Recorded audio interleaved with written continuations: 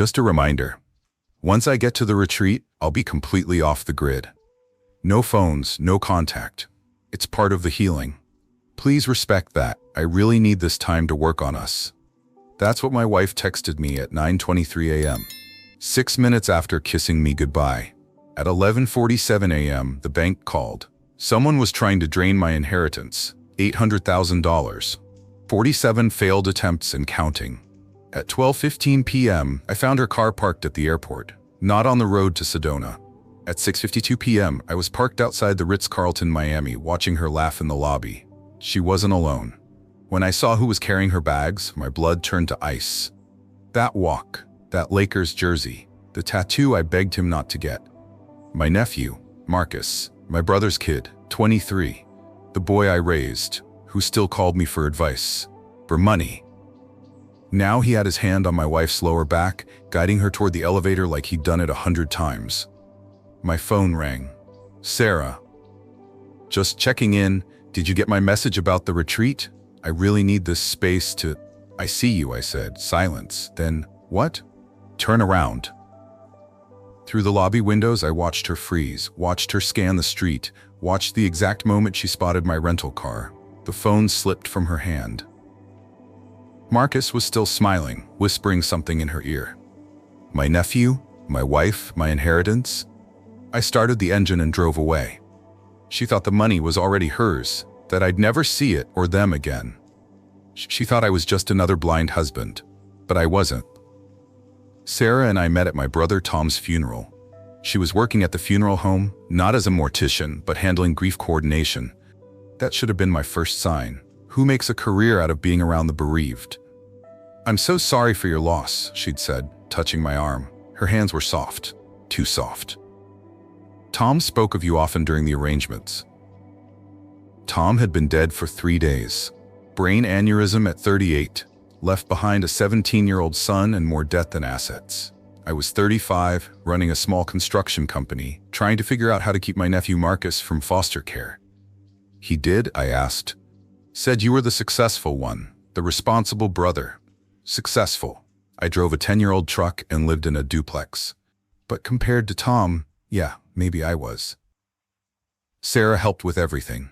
The paperwork, the arrangements, even offered to check on Marcus, who'd gone completely silent since the hospital. She had this way of showing up exactly when things felt impossible. You're doing an amazing thing, she said one evening, finding me on Tom's porch, sorting through his bills. Taking in Marcus. Not many uncles would do that. He's family, I said. What else would I do?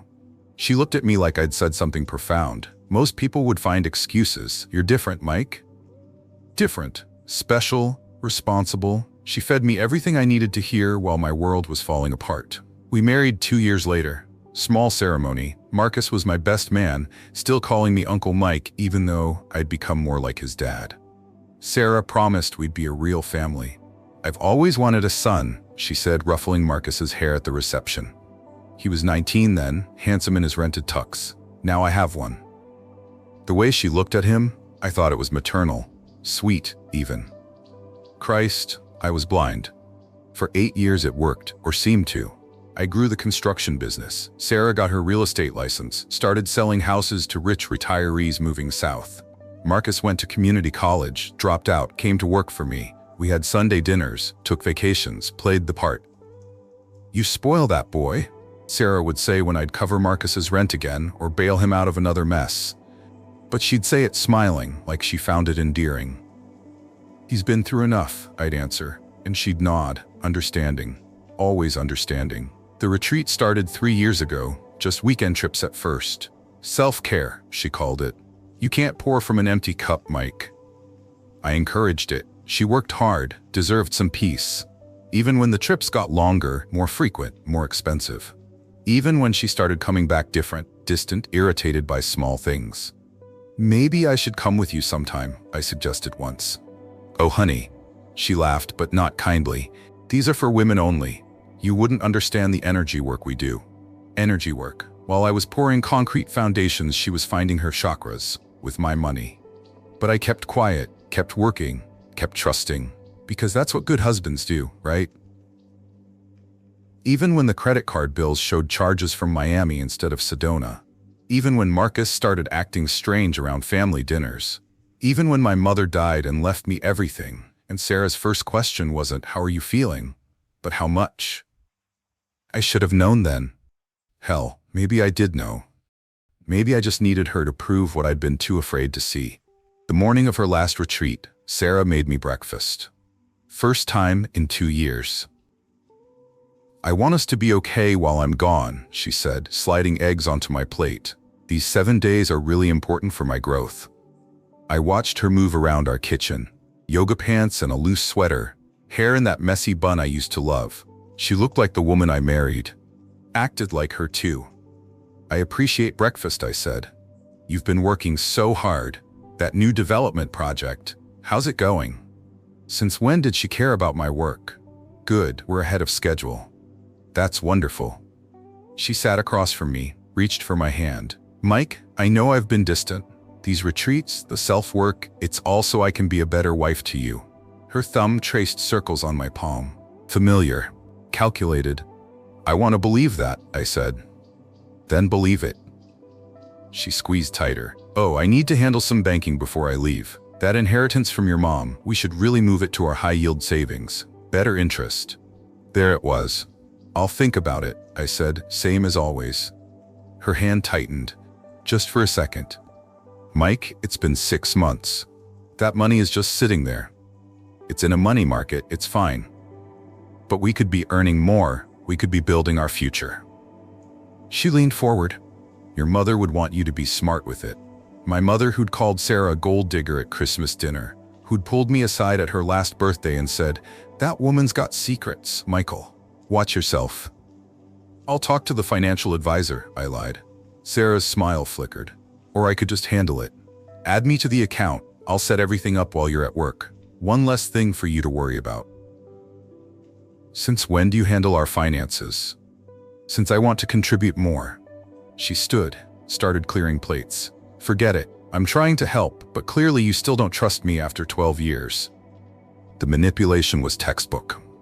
I'd seen her do it to clients. Create guilt, establish herself as the victim, make them feel bad for having boundaries. Sarah. "No, it's fine." She turned away, shoulders tense. "I'll just go to my retreat. Maybe when I get back you'll remember we're supposed to be partners." An hour later, she was loading her car, 2 suitcases for a 7-day trip, designer luggage that cost more than most people's rent. Something else bothered me. "Is Marcus working today?" I asked casually. "How would I know your nephew's schedule? Too quick. Too defensive. Just wondering. He mentioned feeling sick yesterday." "Oh," she fumbled with her keys. "Well, I hope he feels better." She drove away at 9:17 a.m. toward the airport, not Arizona. At 9:34 a.m. I was at the bank. "Mr. Harrison, good to see you," Janet, the branch manager, greeted me. We'd gone to high school together. "What can I help you with?" "I need to make some changes to my inheritance account, security stuff." We sat in her office as she pulled up my accounts. "Actually, perfect timing," she said. "I was about to call you. We've had some unusual activity." "What kind of activity?" 3 attempts to add an authorized user this week. Someone with all your information, social, birthday, mother's maiden name. They only failed because they didn't have the account PIN. The PIN I'd never told Sarah about. "Change everything," I said. "New account numbers, new passwords, everything. And Janet, I need to move this money today." "Of course. Where to?" "An irrevocable trust, today." 2 hours of paperwork. By the time I left the bank, it was past noon. That's when I saw it, Sarah's car in the airport's long-term parking lot. I'd taken a shortcut past the airport to avoid construction. Her car, at the airport, not on the road to Sedona. I pulled over, hands shaking, checked our credit card app. 2 flights to Miami, booked yesterday. Sarah Harrison and Marcus Chen departing 11:45 a.m. My nephew, my wife. Then today's charge, posted an hour ago, Ritz-Carlton, Miami Beach, presidential suite, 1 room. Check-in for 7 nights, the exact length of her spiritual retreat. I scrolled through months of charges I'd ignored. Restaurants on dates when Marcus had night classes. Hotels in cities where Sarah had client meetings. A $3,000 Rolex last month, the one I'd seen on Marcus's wrist at Sunday dinner. "It's a knockoff," he'd said when I asked. "Got a good deal. Paid for with my credit card. By my wife, for her 23-year-old lover, my nephew." The next flight to Miami was at 2:30. I booked it from the parking lot, had to see it with my own eyes, had to be sure before I burned everything down. I called the foreman. "Family emergency. I'll be gone a few days." "Everything okay, boss?" "No," I said, "but it will be." The flight was 2 hours of hell, sitting there thinking about every family dinner, every time Sarah hugged Marcus hello, every time she'd praised me for being such a good uncle. "You saved that boy," she'd said. "He's so lucky to have you." Lucky. By 5:30 I was in Miami. By 6 I was across from the Ritz-Carlton, sitting in a rental car, watching the entrance. They walked out at 6:47. Sarah in a red dress I'd never seen, laughing at something Marcus said. My nephew's arm around her waist, casual, comfortable, like they'd done this 100 times. He was wearing swim trunks and the Lakers jersey I'd bought him. She was holding his hand, in public, in broad daylight. No shame, no fear, no thought that anyone who mattered might see. Because I didn't matter anymore. They got into an Uber, headed to dinner, probably, using the credit cards I paid for, planning their future with my inheritance. That's when my phone buzzed. A notification from the bank, failed login attempt on your account. Then another, failed transfer attempt blocked. Sarah was trying to steal the money right now from her phone. While out to dinner with my nephew, the woman who'd kissed me goodbye this morning was trying to rob me while holding hands with the boy I'd raised. I opened my laptop in the car, logged into our joint account, the one I hadn't touched yet, started transferring everything to my business account. Every penny she hadn't already stolen. Another notification, multiple failed access attempts detected. She was panicking now, trying different passwords, different approaches, knowing the money was already gone, had been gone since noon, protected in a trust she'd never touch. 10 minutes later, my phone rang. Sarah. I didn't answer. She wasn't supposed to have phone access at her retreat, remember? She called 6 more times before giving up. At 8:15, they returned. Through the lobby windows, I watched Sarah gesturing angrily, phone pressed to her ear. Marcus trying to calm her. She was leaving voicemails now. I could imagine them. "Mike, there's something wrong with the bank website. Call me back." The nephew I'd taught to drive was rubbing my wife's shoulders, comforting her. Because stealing from me was stressful, apparently. I sat there for 3 more hours, watching, documenting, taking photos, building the case I'd need. At 11:22 p.m., Sarah sent the email admitting everything. Probably drunk, definitely desperate. Thought she was being clever, taking control. She just confessed to federal wire fraud. I drove back to the airport, caught the red-eye home, had work to do, lawyers to call, a nephew to disinherit, a wife to destroy. All while they slept in that king bed, dreaming of the fortune they'd never touch. I didn't sleep on the flight home. Couldn't.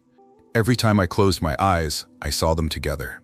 Marcus at Thanksgiving, carving the turkey, Sarah's hand on his shoulder. "You're so good with a knife," she'd said. I thought nothing of it. My phone had 37 missed calls by the time I landed. 29 from Sarah, 8 from Marcus. I didn't listen to the voicemails, not yet. At home, the house felt different, contaminated. In the kitchen, I noticed my father's watch missing from the counter. The Omega he'd worn for 30 years, gone. What else had they taken? My grandmother's ring, missing from Sarah's jewelry box. The signed baseball from my first game with my dad. Small things, sentimental things, things you'd only take if you never planned to come back. She'd been emptying our life for months. The house phone rang. I answered without thinking. "Thank God," Sarah's voice panicked. "Mike, the bank won't let me access anything." My cell buzzed. "Marcus, Uncle Mike, please call me. It's important." Important. I made coffee and opened my laptop. Started digging through everything. Bank statements, credit cards. Looking for the beginning.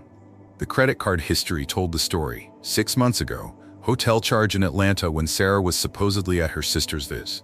Same day, Marcus had called in sick. 5 months ago, concert tickets, a band Marcus loved. 4 months ago, Fertility clinic consultation. I stared at that last one. Were they planning a baby? My wife and my nephew? I pulled up the clinic's website, matched the charge, initial consultation for couples. They'd gone together, made plans for a family while eating at my table every Sunday. My phone rang. Number I didn't recognize. Mr. Harrison, this is Derek from Chase Bank Security. We've detected multiple unauthorized access attempts on your accounts. How many attempts? 47 in the past 4 hours, from 2 different devices. Same IP address, a hotel in Miami. 47 times. She'd tried 47 times to steal money that was already gone. Can you document all of this? Of course. Should we flag this as fraud? Yes, send me everything. After I hung up, I noticed the bookshelf, gaps where photo albums should be. Our wedding album, gone. Photos of Marcus growing up, gone. But they'd left one photo, Sarah and me at the beach. She'd torn it down the middle, leaving just my half in the frame. Underneath a note, "You were never enough." I sat on the couch where Marcus had opened Christmas presents, where Sarah had cried during her father's funeral, where they'd probably laughed about how stupid I was. The house wasn't contaminated, it was evidence. I called Rita Morales, the forensic accountant Thomas had recommended. "Rita, it's Michael Harrison. I need help documenting a theft." "How big?" I did quick math. Joint account draining, missing valuables, months of credit card fraud. Around 300,000, maybe more. "Who's the thief?" I stared at the Thanksgiving photo on the wall. Sarah between Marcus and me, smiling like the perfect family. 2 of them, my wife and the boy I raised as my son. "I'm sorry. When do you want to start?" I looked at the 47 failed login attempts on my phone. Sarah trying desperately to access money she thought was there. Panicking, realizing her plan had failed. Right now, they think they've won, but they have no idea what's coming. The fertility clinic charge stared back at me from the screen. They weren't just stealing my money. They were planning to use it to build the life they thought I didn't deserve. Rita Morales arrived at my house at 7 a.m. sharp. Former IRS investigator, now private forensic accountant. She looked like someone's grandmother until you saw her eyes, sharp as surgical instruments. "Coffee?" I offered. "Black. Let's see what we're dealing with." I'd spent the night organizing everything. Bank statements spread across the dining table, credit card records. The security footage from our doorbell camera. 47 failed login attempts documented by Chase.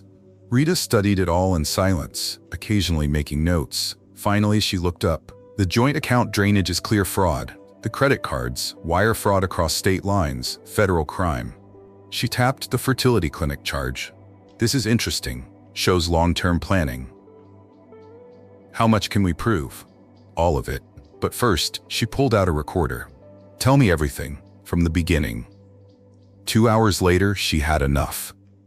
"Your nephew's the weak link," Rita said.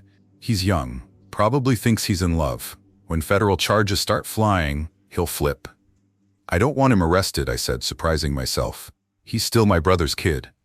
Rita studied me. "You're nicer than I'd be, but we can use that. Leverage him against her." Thomas arrived at noon with more paperwork. "Divorce filing's ready," he said. "But Rita's right. We should coordinate with the criminal investigation. Sarah doesn't know you've protected the inheritance. Let her keep panicking." "She's called 62 times now," I said. "Started at 37 when I landed." "Good. Desperate people make mistakes." Thomas spread out documents. "Now let's talk strategy." The plan was surgical. First, document everything. Rita would trace every dollar, building a case that would make any prosecutor salivate. Second, let Sarah hang herself. The more she tried to access the accounts, the deeper she dug her hole. Third, use Marcus's panic to our advantage. "He'll crack," Thomas said. "When he realizes he's looking at federal charges, he'll turn on her." My phone buzzed. Sarah again. "Mike, please, there's been a misunderstanding. Call me." Misunderstanding. That's what she called it. "Don't respond yet," Thomas advised, "but save everything." That afternoon, I hired a private investigator. Dale Hutchins, retired cop, looked like he'd seen it all twice. "I need to know how long this has been going on," I told him. "The affair?"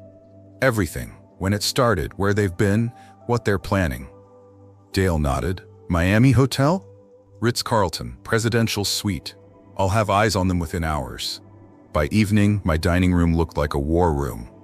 Rita had created spreadsheets showing every suspicious transaction. Thomas had drafted not just divorce papers, but criminal complaints. Dale was already sending photos from Miami. Sarah by the pool, crying into her phone. Marcus pacing the balcony, chain-smoking. Paradise interrupted. She's tried accessing the inheritance 103 times now, Rita reported, from multiple devices. She's also trying to liquidate assets, your joint investment account, the vacation property fund. Can she? No, but the attempts are beautiful evidence. My phone rang, Sarah's mother. Michael, what's going on? Sarah's hysterical. Ask your daughter, I said and hung up. At 10 p.m., Dale called. They're fighting. Security got called to their room twice. She's blaming him for something. He threw a glass at the wall. The honeymoon was over. Also, Dale continued, I pulled their flight records. They've taken 12 trips together in the past 8 months. Always when you were traveling for work. 12 trips. Hundreds of nights I'd slept alone while they... One more thing, Dale said. I talked to the concierge. They've been there before. Same room. He remembers because she special orders champagne. Dom Perignon, bills it to your card. I laughed. Actually laughed. They celebrated stealing from me with champagne I paid for. Rita looked up from her laptop. Michael, I found something else. Sarah opened a bank account in the Caymans 6 months ago. How much? 200,000, transferred in small amounts from your joint accounts. The full picture was forming. This wasn't impulsive. It was a long con and I'd been the mark. When do we strike? I asked. Thomas smiled. Monday morning. Let them sweat through the weekend. By then, she'll be desperate enough to do something really stupid. I nodded, looking at the mountain of evidence. What about Marcus? I've got a contact at the Miami DA's office, Rita said. One phone call and he's in custody. Your choice. My brother's son, the kid I'd raised, who'd betrayed me in the worst possible way. Not yet, I decided. Let's see if he comes to me first. Thomas gathered his papers. Get some rest. Monday we end this. After they left, I sat in my empty house, surrounded by evidence of betrayal. My phone showed 91 missed calls now. Sarah wasn't giving up. Her latest text, I love you, please remember that. I screenshotted it. More evidence for the pile. Monday couldn't come fast enough. Monday morning, 9 a.m. sharp. Sarah's divorce attorney sat across from Thomas in the courthouse conference. Philip Carver, $1,000 suit, Rolex, the kind of lawyer who usually won. Not today. My client wants to handle this amicably, Carver began. She's willing to split assets 50-50. Thomas slid a folder across the table. Your client should review this first. Carver opened it. His face changed color, confident gold to pale white. Bank records, credit card fraud, the Cayman account, photos from 12 hotels. This is, he started. Page 17, Thomas interrupted. Federal wire fraud. Page 23, embezzlement. Page 31, conspiracy charges that include your client's companion. The door opened. Sarah walked in wearing designer sunglasses, designer dress, designer attitude. She froze when she saw me. Mike, Mrs. Harrison, sit down, Carver commanded. He looked sick. She sat, pulling off her sunglasses. Her eyes were bloodshot. What did you do with my money? She demanded. Thomas smiled. Your money? Interesting. Would you like to explain the 200,000 in the Caymans? Her mouth opened, closed. Or perhaps, Thomas continued, the 103 attempted logins to steal an inheritance that was never marital property. I'm entitled to half. To prison. Thomas cut her off. 5 to 10 years for wire fraud. Unless... Unless what? Carver leaned forward. I spoke for the first time. She signs this agreement. Walks away with what she's already taken, about 50,000 from joint accounts. No alimony, no claims on the house, business, or inheritance, and she stays away from my family. 12 years of marriage, Sarah started, and 8 months with my nephew. The words came out calm, cold. We have documentation. Carver's face went white. You didn't disclose. Shut up, Philip, Sarah snapped. The door opened. FBI Special Agent Dana Rivers and Assistant DA Monica Chen entered. Mrs. Harrison, Agent Rivers said, we'd like to discuss your recent financial activities. Sarah's designer facade cracked. I want immunity. That depends, Monica Chen said, on what you tell us about Marcus Chen's involvement. He's nothing, Sarah stammered. Just a stupid kid. It was all my idea. From the hallway, you lying bitch. Marcus burst through the door, Dale behind him. My nephew looked destroyed, unshaven, clothes wrinkled, eyes wild. She said she loved me, he shouted. Said Uncle Mike was abusive, that she needed my help. Shut up, Sarah screamed. No. Marcus turned to me, tears streaming. Uncle Mike, I'm sorry. She said you didn't appreciate her. Said the money was hers. That's enough. Agent Rivers interrupted, producing handcuffs. Marcus Chen, you're under arrest for conspiracy to commit wire fraud. Wait, I said. Everyone turned. If he cooperates fully, testifies, returns what he can, what happens? Monica Chen considered. Probation, maybe. If his testimony leads to conviction. I looked at my nephew, my brother's son. Tell them everything. Marcus collapsed into a chair.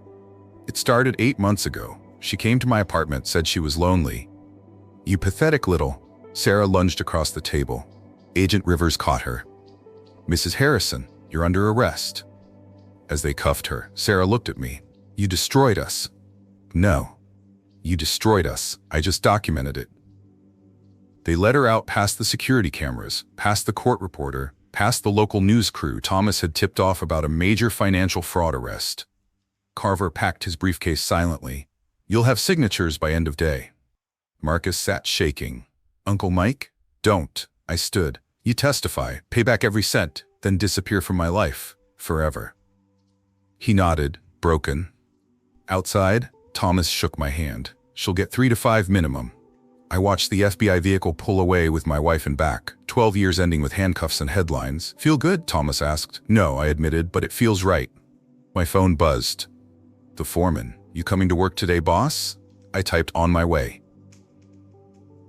Time to build something new.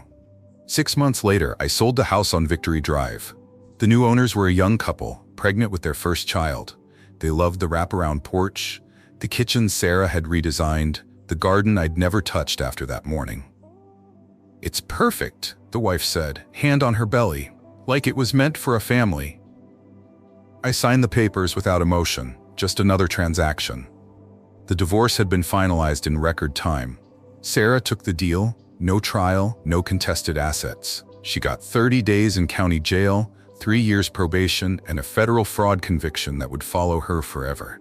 Marcus got probation and community service. He paid back $40,000 from selling everything he owned. Moved to Oregon, sent one letter I never opened. I bought a condo downtown, modern, minimal, no guest rooms. My business thrived. Turns out when you're not financing someone else's fantasy life, money accumulates fast. I hired 2 new crews, bid on bigger projects. The Riverside Development Complex would be my largest build yet, 60 units of affordable housing. You've changed, Thomas noted over lunch. More focused. Less distracted, I corrected. Dale, the PI, had become a friend. We met for drinks occasionally. Heard about your ex, he mentioned one evening. She's working at a yoga studio in Phoenix, living with the owner. Good for her, I meant it. Sarah needed someone to take care of her. It just wouldn't be me anymore. And your nephew? Not my nephew anymore. The inheritance sat in trust, untouched. I'd started a foundation, the Elaine Harrison Fund for Financial Literacy, teaching young people about money, boundaries, and the warning signs of financial abuse. Your aunt would be proud, Rita said at the first fundraiser. Maybe. Or maybe she'd wonder how I'd been so blind for so long. Sunday dinners were quiet now, just me and occasionally a colleague. No family drama, no hidden glances, no wondering who was lying. I dated occasionally, nothing serious. Trust was a muscle I'd need to rebuild slowly. You seem lighter, my foreman observed one morning, like he dropped a heavy load. 2 heavy loads, actually, but I just nodded and got back to work. 1 year after that morning in Miami, I received an unexpected call. Mr. Harrison, this is Patricia Delacroix from Sotheby's. We have an interesting item up for auction. A Rolex engraved with "Love Always, Sarah." The seller is motivated. The watch I'd given Marcus, he was selling our past piece by piece. Not interested, I said. There's also a wedding ring set. Quite valuable. The seller mentioned they belonged to his aunt. Shh, My grandmother's rings, the ones Sarah had stolen. How much? Starting bid is $15,000. I bought them back for $18,000. Had them cleaned, donated them to the foundation for their silent auction. Let something good come from all that pain. The therapist I'd started seeing asked, "Do you forgive them?" "No," I answered honestly, "but I don't carry them anymore either." That felt like progress. My mother had been right about everything. Guard your heart and your wallet. The people who hurt us most are often the ones we'd never suspect. But she'd been wrong about one thing. Sometimes losing everything is how you find out what you actually need. I needed less than I'd thought, and that was worth more than $800,000. 2 years after the divorce, I got a call that changed everything. "Mr. Harrison, this is Detective Walsh from Phoenix PD. We've arrested Sarah Harrison and a Marcus Chen in connection with a fraud scheme. Your name came up as a previous victim."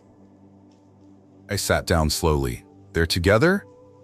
"As of 6 months ago, yes. They've been running a similar scam on an elderly widower here, tried to steal his inheritance." "Of course they were. Of course they did." "The victim mentioned you warned him," Walsh continued. "A Mr. George Blackwood?" "George. I'd met him at a grief support group, told him my story when he mentioned his new girlfriend seemed interested in his finances." "He credits you with saving his life savings," Walsh said. "Thanks to your warning, he documented everything. We have them cold." "What do you need from me?" "Your previous case files. With the federal conviction history, they're looking at serious time. 10 to 15 years, each." I emailed everything that afternoon. But that wasn't the surprise. The surprise came during their investigation when forensics uncovered Sarah's laptop. On it, they found something that made my blood run cold. Videos, dozens of them. Sarah and Marcus, in my house, in my bed, while I was at work. Date stamps going back 2 years before I caught them. 2 full years. They'd been laughing at me longer than I'd ever imagined. But here's the thing, I didn't feel rage anymore, just free. Because while they were playing house with my money, I'd built something real. A business worth millions, a foundation helping hundreds, a life that didn't need anyone else to complete it. Detective Walsh called a month later. They both took plea deals, 12 years minimum. "Good," I said, and meant it. That night, I got a text from an unknown number. "Uncle Mike, I'm sorry for everything."